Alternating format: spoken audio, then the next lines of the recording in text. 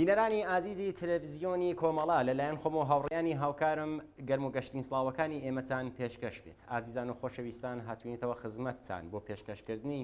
ئەڵلقەیەکی دیکە لە زنجیرە بەرنامەکانی ژیانەوە. ئەڵێن ئێعتیاد نهایەتەن مەرگ یان تیمارستان و یان ئەگەر زۆر بەخت لەگەڵ کەسی ئالوودە بوو یار بێت لە زیندانەوە سەردەردێنێت. بەس ئیتر نازانین زیندان دەتوانێت یارمەتیدەری گیرودەبوانی مادە هۆشبەرەکان بێت، خۆی جێگەی پرسیارە.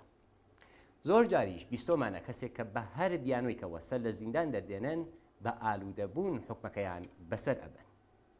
ئەمەی کە زیندانەکان پڕاوپڕن لە مادە هۆشبەرەکان هیچ گومانێکی تێدا نییە و کۆماری ئیسلامیش لێرەدا بە چەند شێوە لەم بابەتە قازانج وەرەک بێت. یەکەم، بەدەست هاوردنی پارێکی زۆر لە فرۆشتن و کڕینی هەموو جۆرە مادە هۆشبەرێک لە زیندانە. دووەم، گیرودەبوونی مەحکومانی بەندکراو لە زیندانەکانە. و سێمینیان کۆماری ئیسلامی و باندە مافیاکانی پەیوەندیدار بۆ ئەوەی نیشان بدەن کە باشتر ئەوەیە خەڵک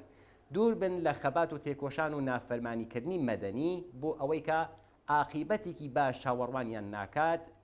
دووریان خاتەوە لە هەموو کردەوەیکی تێکۆشان و خەباتکارانەدا. بۆ ئەوەی بزانین لەو دیوی دیوارەکانەوە یعنی زیندان چی ڕوئەدات، دەڕوینە لای میهمانی بەرنامەی ئەمڕۆمان کە هەمیشە یارمەتیدەری کەسانی گیرودەبوو بووە لە چەندین زیندانە و هەر لە دەرەوەی وڵاتە. هاوڕێ بەختیاری جان عەلیپور ئەندامی حیزبی کۆمونیستی ئێران، زۆر بەخێر بین بۆ بەرنامەی ژیانەوە، زۆر خۆشحاڵین بەم چاوپێکەوتنە. بژی کاک بێروزگیان ئەم کاتتان باش، سڵام و ڕێز و حورمەت بۆ گلایتان هەم لە خەمەتانە. کاک بەختیار سەرەتا گەرەکمە خۆتان بناسێنن بە بینەران و لە چه ڕێگایکەوە دەتوانن یارمەتیدەری قوربانیانی مادە هۆشبەرەکان بن. من بەختیارم، من خۆم جزء ئەو کەسانمە کە بە قەوڵ معروفە ژنێکی لە قوربانیگەر ئێعتیاد بووبم لە توو ساڵیانی ڕابردوودا، بەڵام ئیسە خۆشبەختانە ساڵە بە شکڵێکی پاک و بە قەوڵێژی زندگیکی فرە نۆرماڵ خەریک زندگی خۆم بەدەسا وەرگەسەوە و ئەو ئەتفاقە خاسەوە قەرار بوو بکەفێت لە زندگی هەر مۆعتادێکا بۆ من کەفت. وتەبیعەتەن ئێمە لە مەسەلەی ئێعتیادا هەمیشەیەژین ئەو جۆرەوە هاودەردەکان جێگە زەخمەکان نەزانن، ئەو ئەفرادەوە بە شکل ئەکادمیک کارەکەن، ئەو ئەفرادەوە بە شکڵێکی سیستەماتی کارەکەن ناتوانن ئەو کومەکەکەن وا هاودەردێکەتانە کومەکەوەکە. پەسەرەتە من خۆم بە موەزەف زانی لەو ڕۆژەوە کە بە قەوڵێژێ هاتمە سەرپا و چاودەمم باس کرد و بوومە بنیامێکی عادی و قدرەتە تەشخیصم بوو، تەزیە و تەحلیلم کرد، خۆمە موەزەف زانی کە لەم ڕاستە لە خەمەت هاودەردەکان ما بم و کومەکیان پێکەم و بە شکڵگەر مختلف دیارە من لە دانمارکم یەکێ لە ئەو شێوەگەرە هاتوچوو سەردانکردن بۆ وانێک وا مەصرفە مەوادە مخەدریان هەست لە زیندانەکانە لەو جێگەرەوە بە قەوڵێژێ بە دەلائلە مختلف کە ڕیشەکەی بازم هەڵەگەڕێتەوە بۆ مەسەلەی نەخۆشینە ئێعتیاد کە زیندانی کریاگەن لێنە کومەکیانەکەم بە شکڵێکی فخیبیلی داوتەڵەبانە و تەبیعەتەن ئەم کومەکە لە مەرحەلەی ئەوەڵا کومەک بەخۆمە جا بۆ عەزیزگەرە. ئەمە ئینفۆرمێشنێکی فرە کۆتا و مختصر لەبارەی مۆزوعەکەی خۆمە بکات. زۆر سپاس کاک بەختیار. یەکەم پرسیارم ئەوەیە مادە هۆشبەر لە چۆن ڕەوانەی زیندانەکان ئەکرێت؟ کاک بێروزگیان، ئێمە گەرەکمە بە مقەدەمەیەک و باسیکەم لەناو ئەم سیستم دنیای ئێمە کە گشتمانەزانی سیستمێکی سەرمایەداریە و هەر مۆزوعێک لە بچکترین مۆزوع ژیانەوە تا نازانم گەورەترین پرۆژەگەر سیستم فقط فکر بە سوود دەکاتەوە. من چۆن بتارم زۆرترین سوود کەم، من چۆن بتارم فرەترین کاسبی کەم لەو پرۆژە لەو مۆزوعە. و تەبیعەتەن مەسەلەی مواد مخدر یەکێ لە سووداوەرترین بیزنسەکانە. سیستم درستە لە زاهرە و سری قەوانینی دانیاگا، پلیسی دانیاگە، سری دەفتەر و دەستەکەری دانیاگا کە بەڵێ مواد مخدر خراوە ناوێ حتا بەعزەنیش مقابڵاکە، بەعزەن لە وڵاتکەر خۆمانە ئەعدامەکات، بەڵام لە نەهایەتە ئەم بیزنسە بیزنسی سیستەمە، بیزنسی تەبەقەی حاکمە و تەبیعەتەن لە ناو زیندانەکانیشە ئەگەر زیندان ئەمە بە تعریفێکی واقعی دانیشین تعریفیکەین تۆ ناتانی یەک دانە سیمکارد بۆیتە ناو ولی چۆن نەتوانی مەسەڵەن بە 50 گرام 100 گرام بە تعداد مختلف سەدانە 200 قرص ئەنواع مواد مخدر تخۆتە ئەوەیتە ناو پس ئەمە شتێکە قبولکراوە شتێکە بەرنامەڕێزی شدە و ئەمە تەبیعەتەن سوودگەر مختلفی هەست جیا لە سوود بیزنسیەکەی سوود مادیەکەی سوودگەر مختلفی هەست بۆ سیستم. بەڵێ چه کەسانێک زۆرترین مەترسی ئالوودەبوونیان لەسەرە مەبەستمەوەسە کە کەسانێک کە هیچ خۆیان گیرودەن ئەوە جێگەی پرسیار نییە بەڵام کەسانێکە هەن کە بە هەر بیانوویکەوە ئیسە حکمێکیان بۆ تێتەوە ئەڕنە زیندان چە مەترسیک لەسەریانە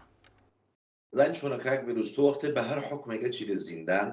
تەبیعەتەن لە نەزەر ڕۆحی ڕەوانیە و فشارێکی فرەها دەبان سەرتەوە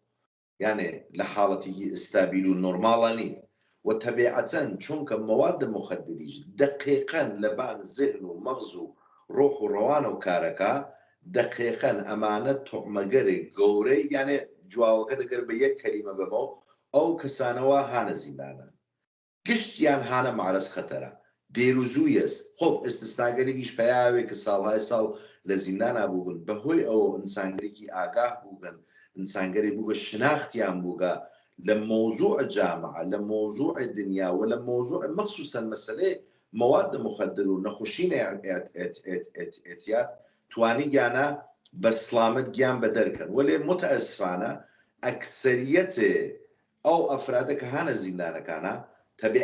تەبیعەتەن حتا لە وڵاتگەر ئوروپاییش ئەوا سەرەوەی لە وڵاتگەر خۆمانە بسن وڵاتی وەک ئێران ئەو دەرسەدە فرە بانترە چونکە یەکسری ئیمکاناتە یەکسری چازانم شرایەتکەرێک هەست کە زیندان و بۆ سەهلەکاتەوە تەبیعەتەن لە وڵاتگەر خۆمانە نییەوە بالخصوص ئەوانەی وا زیندانیگەر سیاسی ئەوانەی وا نمونەگەرێکن کە بۆ دەوڵەت ئەتانن خەتەرناک بن ئەتانن عەزیەت خۆنەندە بن ئەمانە لە شرایەتێکا دانن بدون ئیمکاناتێک کە بە قەوڵەژی وتم شرایەت زیندان و بۆ ڕەحەتترەکاتەوە بدون ئیمکاناتە و لە کنار ئەفرادێکی مەصرف کوڕەندە و لە کنار ئەفرادێکە کە خەرید و فرۆشەکەن یعنی فرە جالبە هەم زەمینە بازی هەم توپ بازی هەم ڕفیق بازیت بۆ مهەیاکەن و تەبیعەتەن بێمۆستەرەوە جومڵە کە ئەکسەر ئەفرادەکان لە زیندانەکانە لە معرەز خەتەرا هەن وەلێ دەرسەدەکەی متفاوتن زۆر باشە خۆتان ئاماژەتان بەوە کرد لە سەرەتاوەتان ئەڕۆن لە زیندانەکانە یارمەتیدەری ئەو کەسەنەکە بە جۆرێک لە جۆرەکان ئالوودە بوون ومدادانم لە چەند ڕێگەیەکەوە ئەتوانن کەسێکی وەکو ئێوە چه ڕێگایلی کە هەست بتوانن ئاوا بڕۆن لە زیندانە پەیامی خۆیان بگەینن نازانم ئەو شتێکە ئەشێ بێژێت ئایا قسەیە ئایا بواری مادیە بواری معنەویە لە چه ڕێگەی کاک بێروزگیان مەسەلەی مادی نییە چونکە لە مۆزوعێکی وتم دوارە ئشارەی پێکۆ مۆزوعێکی زێنی و فکری و ڕەوانیە مەسەلەکە معنەویە وەفرەجال بە کارێکی خاص نییە بێژی بەشکلکیش ئاکادمیک ناو ئەم پرۆژەگەران نیم وەلێ چونکە هاودەردی نێمە جێگە زەخمەکانە زانی من لە ئەوڵ قسەکان و ئشارەم پێ کرد کەسێکە مەصرەفی اعتیادی بووگە دلیلە مەصرەفەکەی شێوەی مەصرەفەکەی بۆچە مەصرەفی کردگە ئەسڵ بۆچە گەیگە بەم مەرحەلە من لە بەنامەگەر قەبلیش ئشارەمان کرد نەخۆشینە اعتیاد یەک شاخەی مەصرف مواد مخدرە کە ئەگەی بە تەخریب و بە قۆڵژێگەیتە مەرحەلەی آخر ئەنا فرێک لە ئینسانەکان لەم دنیا وامە ئێوینین بە تعداد وفور شاخگەر نەخۆشین اعتیادیان است و ئێمە دانیشین مەسن دانێ وەک من ئەچم تەبیعەتەن زەمینە و لازمەی ئەم کارە ئایا ئەو فەردە ناو زیندانە تەمایلی هەست کەسێکە تەمایلی نەوێت چ لە دەرەوە چ لە ناو زیندانە هیچ کەسێ ناتوانێت بە هیچ جۆرێک کۆمەکیکە یانێ چتێ فرەجال بدەجێ من دەسم درێژەکەمەوە داوای کۆمەک لە تۆکەم تا چۆکتانی بە قەوڵێژێ کۆمەکەکە بۆ من تعریف کەیت و ئەنجامی بێ وەلی ئیسا مشخصەن لەسەر زیندان من هەفتەی دوو دەها بەشکل داوطلبانە ئەچم بۆ زیندانەکان و ئەمە هەماهەنگی شدەست تەک سیستم بە قەوڵێژێ بێداشتی دانمارکەوە تەک سیستم زیندانەکان دانمارکە ئەمە تعریف شدەست ئەچم بۆ زیندانەکان تەک بنیامەکانە دانیشن قساکەین هەر بە شکڵ گفتوگو و بەنابە تەجروبە لەناو ئەوانە تەشخیص ئای کەچ کەسی تر خەسە بووگە چونکە متەئەسفان لە دانمارکیشە ناو زیندانەکانە مواد مخدر هەر پیاوێ نەبە بفورە زیندانگەر جمهوری ئیسلامی مەسەلەی تریشە قورسگەرە تەرک داروگەرە تەرکەیاتیات متەئەسفانە لە طريق خود دەوڵەتەوە ئەدرگێ بە زیندانیەکان کە سوء استفادە ناو قەدیا کردێ وەلی وەختە زمانێ ما چینە ئەوینین دیارە کەسەکە گەیگە بە نقطەی ئاخری تر خەریکە دەسوپاوشنێ بە قۆڵ کوردی خۆمان لێنە ئیتر جەرەقەکە ئاخوا منە نەوعی کە ئەو کاراکەم ئەشت تەشخیصم بێ قدرت تەشخیصم بێ کە ئایا ئەمە وەختیە یانە فرەوەکەرەوینی شاید بێژم لە توول ئەم چەند ساڵە من باوەڕکە بە سەدان مورد من وەختم دانیاگە چووگم وەلێ متەئەسفانە ئەو تایمە ئەو زەمانە کە ئەشێ دیار بێت ئەو جەرەقە بخوا نەوگە وەلێ لە ئەم تەرەف قەزیەکەیشەوە خۆشبەختانە موردگەرێکی متعدد بووگە کە هەر لە ناو زیندانە بە تەجروبەدان بە یەکترین تۆ چۆن مەوادە و مەصرف کرد ئەسن تۆ چەت کرد تۆ چ زەربەگەرێک بۆ خوارد لە ناو مەصرف مەوادا چۆن تێرۆر شخصیەتی بووی چەگەرۆ لە دەستا خانەوادە دایک مناڵ چ کارگەرێک کرد لە جامعە چۆن دوورۆ کەفتیتەوە وەختی چونکە تۆ جێگە زەخمەکە ئازانی ئەو قساکات و تۆ قساکەی ئەو گفتوگووە ئەمی خەوێت ئەو زەخمە بازیەکە تەرمیمیەکاتەوە خاصیەکاتەوە وەلێنە ئەو مەسلەی جەزبەسە ئەو سیاسەتە جەزبە لێنە فعالەوێتەوە و لێنەسە کە ئەو گوڵە ئیتر جوانات مثلا نمونەگەر مختلفمان بووگە بەتە من ئیجازەم نیە ناوبێرم کەسێکە مەصرف شەدیدی بوو ڕۆژانە تقریبا 180 میلیگرم فقط متادۆنی مەصرف کرد جیالەوە کە مواد مخدریشی بۆ هات بە ناو زیندان خۆشبەختانەی 4 ساڵە پاکە لە ئەوڵۆسم تەمایلینەوە ڕۆژێکا خۆی نمونەیەک فرستادە بوو شاید تەمە وەک نمونەیەکی زیینەک بە دەر بەرنامەکە بخوا من چوومە ناو زیندان خەریک بووین قسمەت شتەکەیە دانیشتوین والیباڵیانە کرد هاتوتی تۆ ئەم گشتەیەژی ئەمە ئاوا دانیشین قسەکەین فرەجارب بوو ئەو تەمایلە و ئەو گوێچکەدانە ئەو بەحسێمە بوو بایسەوە هەر ئەو کەسە لە زیندانە حکمیشی فرە بوو حکم 8 ساڵە دانمارکە حکمێکی توولانیە لە ناو زیندانە دەرسی خۆن بوو بە نەجار دوایەوە لە خەمە تارسکەم لە خەریکە شاید 2 ساڵی ماگە زیندانێکی وت پاکە و لە جلساتەکانە شرکتەکە بەم شێوەگەرەیە ئەمە کومەکان خۆمانەکەین شاید دەرسەدی لە خوارەوە بێ وەلێ وەختی لە ئاخرە و سۆک و سەنگینیەکەی جملەی فرەجار بەدەجێت نەجاتی یەک معتاد نەجاتی یەک جامعەس تۆ وەختی کەسێکە ئەعتیادی ئەست نەجاتیایی تەنیا ئەو نییە پیرامونە ئەو خانەوادەکەیە دەوروبەریەکانیە هاوکارەکانیە یعنی کارێکی بەنەزە من فرە ئینقلابی و ئینسانیە زۆر باشە کاکە بەختیارگەم بەلەوە پڕۆمەسەرەوەکە منبعی دەرامەدی کەسێکی زیندانی لەکوێ تێکە بتوانێت مەوادەکەی تەهیەکە ئەو پرسیارەدانم بۆ دواتر بەڵام چ شتێک ئەتوانێت یەک نەفەری ئالوودەبوو بە مادە هۆشبەر لە زیندانە ڕابگرێت لەو ناومیدیە لەو بێدەرەسانیە لەو ناخۆشیە خۆی ڕابگرێت نەڕێتەوە دەور ئەوەی کە دیسان مەصرف کاتەوە بەردەوە چۆنە کاک بێروزەمە دوو حاڵەتی هەست ئایا کەسێکە قەبلەن مەصرفی کردگا وەک مەصرف کننده چووگە ناو زیندان ئەوە فرە سەختە بۆیە چونکە لە زیندانە شەرایەتی سەختی مزاعفترەوێتەوە فرەترەوێتەوە هەست نمونەگەرێکمان هەست کە حتا مەصرف کننده شەدید بووگە تەخریب بووگە لە زیندانە وتم بۆ نقطەگەیگە بۆ عەجزەگەیگە و لێ معموڵەن چونکە شەرایەتی زندگی شەرایەتی ڕۆحی ڕەوانی سەختتر ئەوێتەوە کەمێ سەختە ئەوانە وەلێ بە نمونەگەرێکیشمان هەست وتم پێ نمونەگەری بنیامگەرێکن ئەرمەزی متزوان لە ئێرانە بووگە بە مەرسووم کە ئەوانەی وا کارگەر کریمینالیتیەکەن کارگەر خلافەکەن تەگەون سانگەرەوە سیاسی و مەسائل اجتماعیان حتا نە سیاسی حتا مەسائلگەر اجتماعیان زمانە ئەن لای یەکەوە بە خاطرەوە ئەمان تحت تەئسیر ئەوان قەرار بگرن خۆ لێرە چ ئەتوانێ منە نەوعی لەو شەرایەتان نگا بێرێ باوەڕە من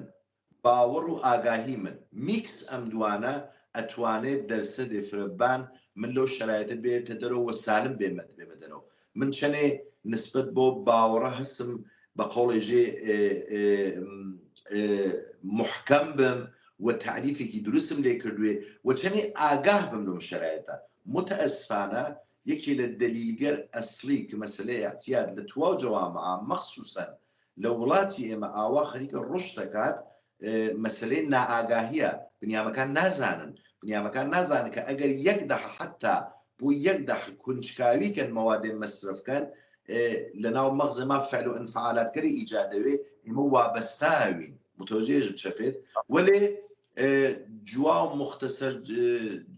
سوالەکەتان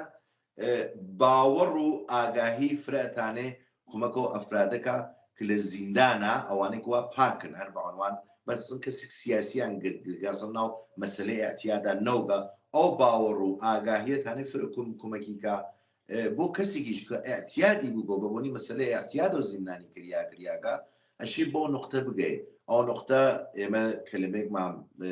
وان ناویەوەین ئەشی بۆ نقطەی عەجزە بگەیت ئەشی بە خۆڵێژێ کوردی خۆمان ئەو چەکە بخوا تاوریا بێتەوە کە متەسفانە کەمیش پێشتێم موردگەری فرن نادر هەست زانیێژم چا یعنی بەنسبەت دەرسەد حەساویکەی وتەبیعەتەن سیستم و زیندانیش تەسیری ئێستا بێتن لە وڵاتێکی وەک دانمارک سوئد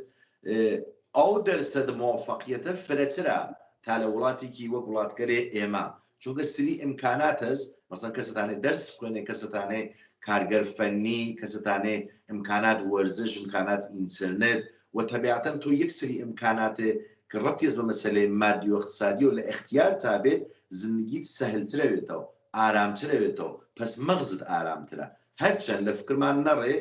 مەسەلەی ئەتیاد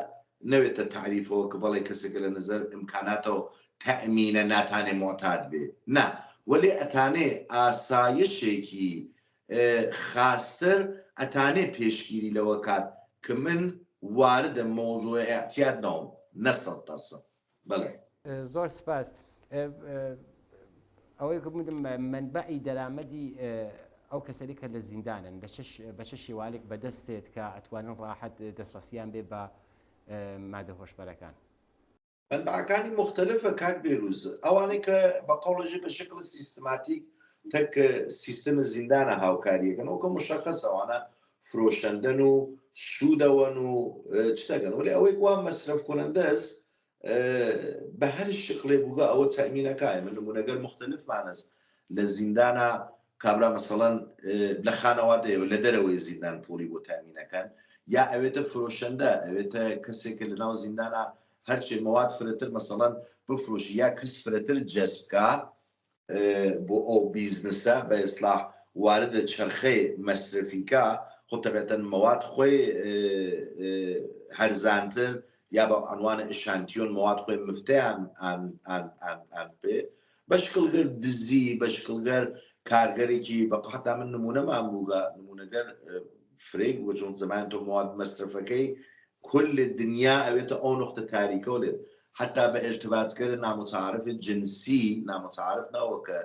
ارتباط جنسیگە ڕەدەوە کەم نا بۆ خاطرکە جەبرە بۆ خاطرکە تۆ دڵبخاه نییە مەجبوری لەبەر خاطرە مەصرف مواد مخدر تەن بە مەسایل جنسی بێ ڕێگەگەری مختلف هەست و متەئەسفانە ئەو ئێرادە و ئەو خاستەنە کە لە فەردێکی مەصرف کننده هەست بۆ پیاکردن مواد بە حدێ قەویە کە هیچ سەدێ ناتانی بەری بگرێت بارها قانون دۆراتەوە بارها خانەوادە دۆراتەوە بارها لە خۆی دزیەکە لە خۆی دۆراتەوە یعنی بە حدێ ئەو خاستەنە بۆ بەدەست هاوردن ئەو موادە مەصرفی مشخصە قەویە کە بە قەوڵێژێ ئەنجامیات بە شکلگەر مختلف کە ئشارەم پێ کرد متەئەسفانە شتێکی جز لە عامە ئەم جملە کە جملەیەکی عامیانە زۆلێ لە واقعیدا تواشایەکەی واسە ژێ ڕوزی دونە مۆتاد وەسەر ڕوزیەک دانە مەلوچێک بەڕاستی واتە ئەوینی بدونەوە کە کارێکی بێ بدونەوە کە پوڵێکی بێ بدونەوە کە لە شەرایەتێکی بە قەوڵەژێ وەک ناو زیندانە بێ وەلێ متەئەسفانە بۆ شێوەگەرەوە باسم کرد مواد خۆی تەمینەکات حتمما بیستتانە لە وڵاتی ئەڵمان ماریجوانای ئازاد کرد خۆ ئێڵێن ئەمە مادەی مخەدر نییە هەموو کەسێک ئەتوانێت وەکو سگار بەکاری بێنێت خۆ ئەمیشە لە مۆری زیندانەکانیشەوە سێت خەکاگەرێکمەوە بێژم بەڕێی ئێوە تعریفی مادە مخدر چییە؟ بەچی ئەڵێن مادە مخدر؟ کاک بەروزگیان لە یەک جمڵە ئەمە شێم ئەمە قبولی کەین ئەمە تەپسەرەوە مادەی نییە ئەمە قسەی من نییە قسەی تەجروبەی ملیۆنها معتادە دەرحاڵە بێهبودیە و قسەیەکە کە علم ها لە پشتیەوە هەر نەوە مادەیەک خارج لە من هەر نەوە مادەیەک خارج لە من ئەگەر هوشیاری لە من بسێنێ سەرخۆشی و سەرمەستی با بە من مادەی مخدرە ئەمە تعریف مادەی مخدرە چ ئەلکولی چ ماریجوانای چ نازانم ئەو موادەکانتر مواد چەرمک مواد ڕەش هیچ فەرقی ناکە هیچ تۆفیرێکی نییە چونکە زانین چە کاک بێروز مەسەلەکە موادەکە نییە مەسەلەکە مواد مەسرفی نییە مەسەلەکە نەخۆشین منە من دووچارێکی نەخۆشینێکی ڕۆحی ڕەوانیم وەک کەسێکە نەخۆشین قەنیەست من هەمیشە مساڵە تێرمەوە کەسێکە نەخۆشین قەنیەست تا ئاخر ئەم ێژێ پارێزکە ژێ هۆشی بێ منیش ژێ بەخۆم قبول کەم فەردێکێ نەخۆشین ئەعتیادەست ناو قسەکانیشمان گوتم بە تەعدادێکی فرەبان بە دەرسەدێکی فرەبان لە بنیامگەر دەوروبەرێمە خاص نەخۆشین ئەعتیادیانست وەلە تەعدادێکی مشەخەص بە مەرحەلەی مەسرفەکەی ئێمە لە جەلسەی کابراتفاقن هەر لە زیندانە بەحسی فرەجالب کریا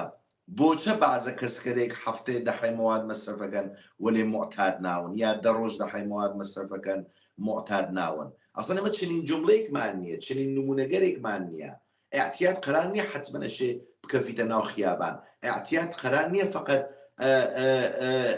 ئەشێ حتمما بکەفیتە زیندان بکەفیتە تیمارستان تۆ زمانێ نەتانی شەو خەوە پیاکەفێ یەک دانە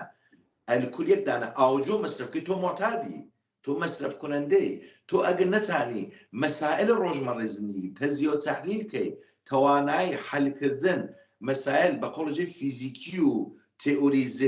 زندگی خۆتۆنەوێت وابەستەبی بە مۆزوعێتر یەک دانە سکاری فەردێکی سکاری ئەعتیادی ئەست معتادە هەر موادێ کە من لە حاڵەتە هوشیاری لەم حسە واقعیگەرە کە من هەم ئێش حسکەم هەم خۆشی حسکەم هەم خۆشحاڵی حسکەم هەم غەمگینی حسکەم لەمە منی بردە دەرەوە مواد مخدرە زۆر سپاس کاک بەختیار ئاماژات کرد بە نەخۆشینی ئەعتیاد کە فەراتر لە بەکارهێنانی مادە هۆشبەرە زۆربەی لە خەڵک ناژم هەموو پیان وایە ئەگەر کەسێک معتاد بوو تا ئاخر عمری معتادە وتم ئەمە چۆن ئێوە چۆن ئەیبینن ئەم مەوزوعە ئایا ئەمە وایە کەسێکە معتادە یعنی معتاد ئەبێت بە هەر نوع مادە هۆشبەرێک ئیتر ناتوانێت وازی لێ بێت تا ئاخر عمری ئەو باوەڕە چۆن ئەبێت گۆڕین لە کۆمەلگا ئێمە نمونەیەکمانەست کاک بێروزگیان نمونەیەکی زیینەک ئێمە ئایسە من لە حاڵ حاضرە تەکتوا قساکەم خاص ئەمە ئامارێکیشە ئامار تقریبا پارە کەس ئاماری ئیمساڵ نییە 3 ملیۆن و 9 تقریبا 4 ملیۆن معتاد دەرحاڵە بهبودی مانەست 4 ملیۆن ئینسان ئەوانەی کوا لە جامعات تەرد کریاگن لە زیندانەکانە بووگن لە تیمارستانەکانە بووگن ئەفرادێک کە حتا جنایەتگەریان کردگا یعنی بە قۆڵژێ چگەرێک لە مخەیلێ ئێمەگەرا بۆ وا ئێژن پیان گانگستر لەم تیپگەرە بووگن لەم کاراکتەرگەرە بووگن ئیسە لە جامعەکان خۆیانە حتا لە ناو ئێرانە من لە هەندە ناو شارسنا نمونەگەری گەورەی هاتیە لە مەهاباتە لە تارانە ئەفرادگەری هاتیە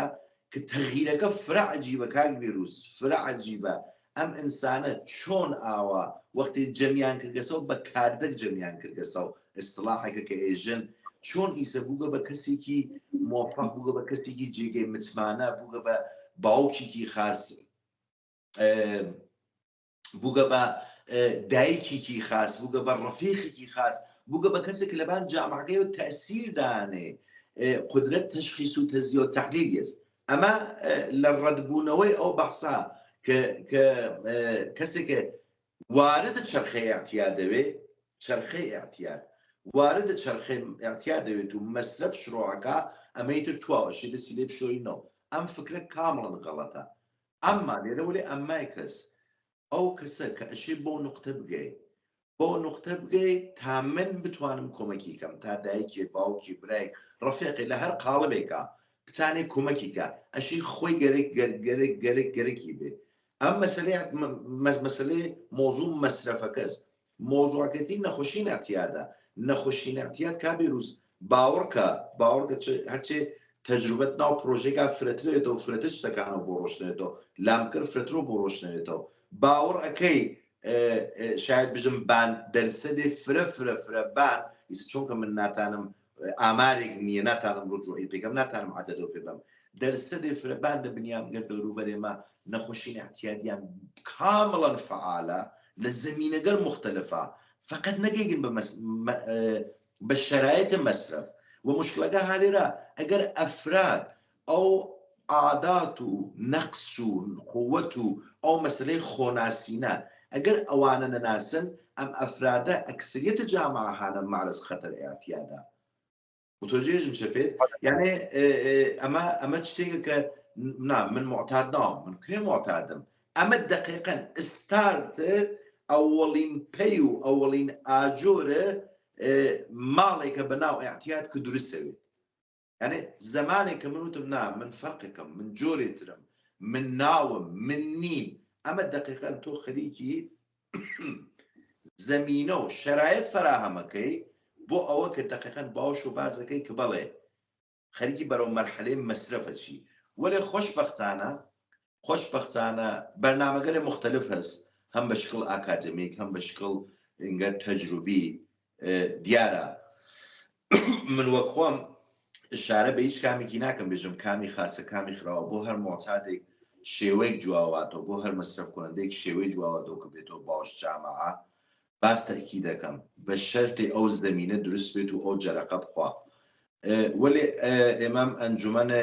معتادانە گومنامە یەکی لە بارزترینیانە کارێکیش خاص ناکە هیچ ارتباطێکیشی بە هیچ نەهاد و بە هیچ مەسهەب و باوەڕ و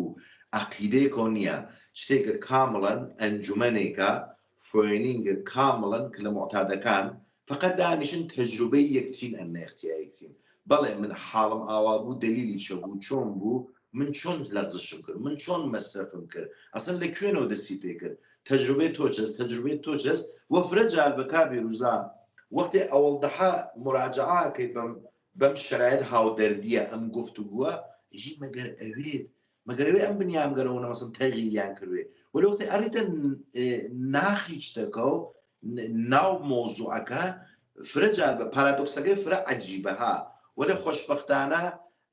جواوی داگەسە و 4 ملیۆن مەصرف کننده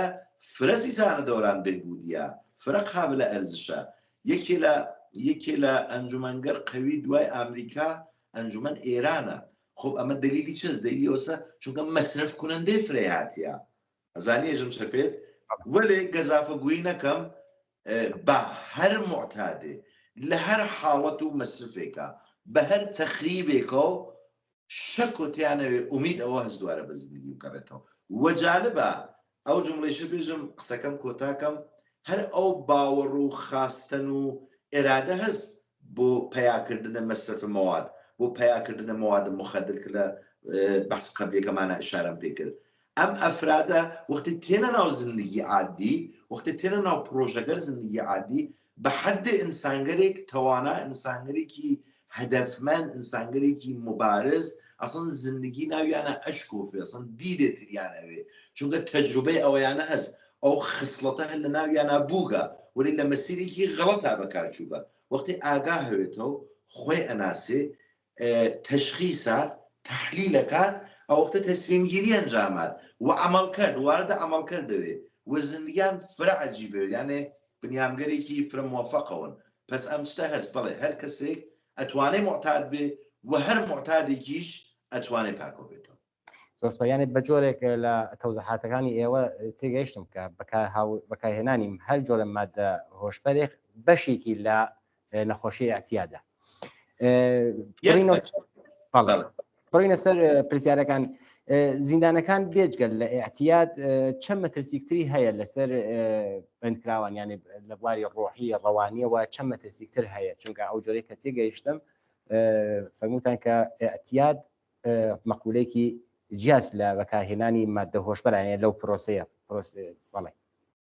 خب زای چۆنە کاک بیرروزیان ئێمە هەروەکە شارەمان کرد نەخۆشی ناتیات فراتر لە مەسرفە مەسرف ولی چونکە خۆی نمایانەکە دیارە مردم ئەیوینن بۆ دوای مدەتها خودەوە کەسەکە مەسرفی ئەیوینێ ولی نەخۆشی ناتیات هەل ناو زەهنمنا هەل ناو ئەفکار بنا ئەزانی ێژم چا وتەبێتەن کەسی کە ئەرەدە زیندان ئەو شرایەتی مزاعفترەوێتەوە بالخصوص لە وڵاتی خۆمانە لە وڵاتکە خۆمانای من دقیقەن دەستفنەوەبان ئێران لە زیندانگەر جمهوری ئیسلامیە تەبیعەتەن ئەو شرایەتە تشتی دەوێتەوە تەبیعەتەن ئەو نابەرابەری و ئەو ترۆر شخصیەتی و ئەو ناحەقیگەرە ئەو شکنجەگەرە ئەو تۆهینگەرە ئەو شرایەتە ناحەزەک لە ناو ئەو زیندانگەرە هەست تەبیعەتەن تو فرتر لە معرض خەتەرە ئەنجام لە معرض خەتەرێ مەسرف مەوادە ئەنجامە فرەوەقری ژەوینی ئەفرادەکان ناگەین بە مەسرف مەواد ولی دوشان نەخۆشینگەرێکی ڕۆحی ڕەوانی شەدیدەوەن کە حتا ئێمە نمونەگەرێکمان موگە لە زیندانگەر ئازاد بووگن نەیان تانیگە وەک بنیامێکی نۆرماڵی تر زندگیکەن حتا مەسائل سادەیان تەغیری کردگا ئەو شرایطە ئەوونە ئەسەفناک بووگە ئەوونە تەئسیری نیاگەبانە مەفرادەوە کە بە قۆڵێژێ و ئەمش سەهوە نییە ها ئەمە ئەمدەنە کاک بێروز بڕوانە من گەرەک من یەک دانە بچکۆ ببژم لە نظر کاراکتەر کەسێکە نەخۆشین ئەعتیادیەس و ئەگەیەتە چەرخەی مەسرف ئەم ئەفرادە معموڵەن ئەفرادگەرێکی معتەرزن ئەسڵ ئەم نوع عەکسوڵ عەمەڵە کە نسبەت بە خۆیان هەسیان واردە مەسەلەی خلافەون واردە موضوع ناهەنجاری اجتماعیەوەن و ناهەنجاری اجتماعینەوە بە معنای شتەکە یعنی مخالفە قانون عمەڵەکەن و لە نەهایەتە خسارت لە خۆیان و لە جاماکەیانن ئەمانە ئینسانگەرێکی معتەرزن معتەرز بە فرجت کرد ئیسە لە دیت خۆیان و بە شکلگەر مختلف معتەرز بە نابەرابەریەکان معتەرز بە سیستەم معتەرز بە نازانم یعنی کاراکتەرێکی ئاعترازیانەس خۆ ئەم کاراکتەرگەرە لە ناو زیندانەکانە فرەتر سەرکوبەکردن ئەو حسە فرەتر لە بەرمەنگە ناقەرارەکری و ئەمە سوودی هەست بۆ تەبەقەی حاکم تەبەقەی حاکم معموڵەن جامعەیەکی گەرەک گوش بە فەرمانیشنە و قدرەتە دەخاڵەتی نەوێ قدرەتە تەشخیص و تەجزیە و تەحلیلی نەوێ کنترۆلە ئەو جامعە فرە ڕەحەترە بۆ تەبەقەی حاکم تا کنترۆلە جامعەی کە ئینسانگەر معتەرزی فرەتر بێ خب مەسلەی ئاعتیاد بهترین ڕەوشە بۆ سیستم حتا ئێمە لە وڵاتگەر پێشکەشتوش هەم شتا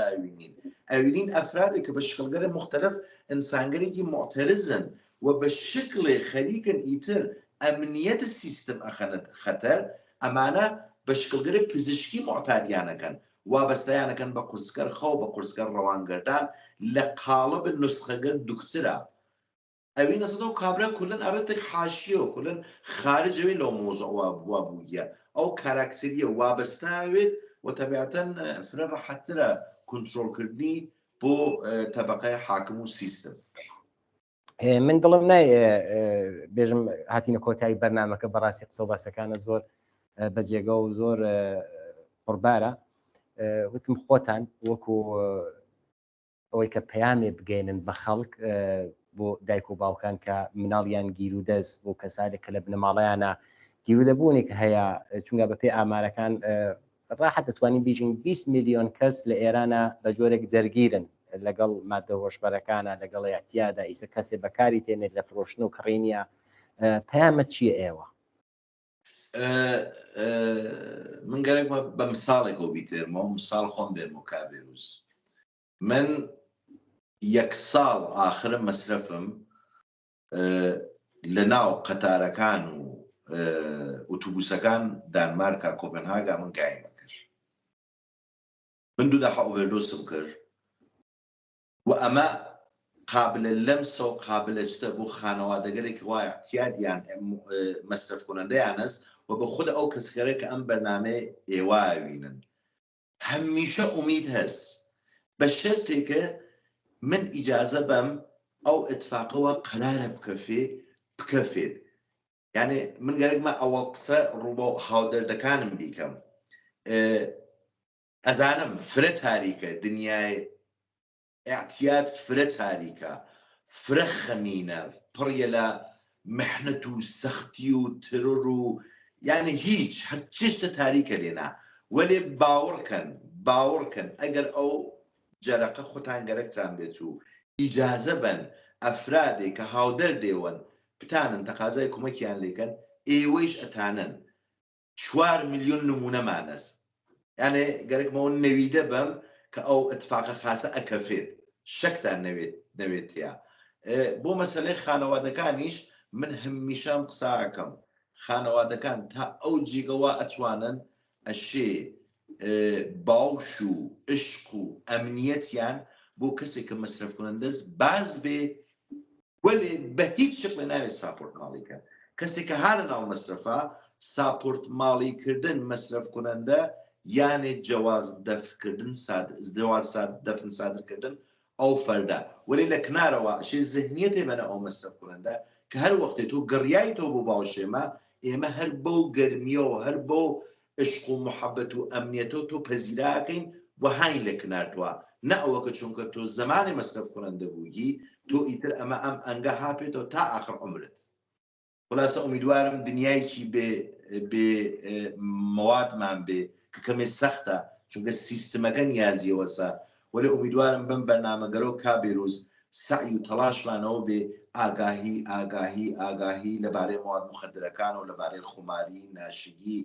کلەن تعریفە نەخۆشی ئاعتیاد و چرخەی مەسرف و ئەمانە هەر چێبتانی مردم ئاگاهکرەوە بێتەوە مطمئنەن دەرسەدە مەسرف کنەندە لە جامعە تێدە خواردتەوە سپاس زۆر سپاس بۆ بەشداری بوونت لەم بەرنامەیەک هاوڕێ بەختیاری جان عەلیپور سپاس بۆیەوە کاک بێروزگیان قوربانت بینەرانی عزیز لێرە هاتینە کۆتایی بەرنامەی ئەم هەفتەی ژیانەوە هیوادارین لە هیچ ماڵێکە لە هیچ گوند و شارێکە مادە هۆشبەر نەبینی بەچاو عزیزان لای ئێوە خۆش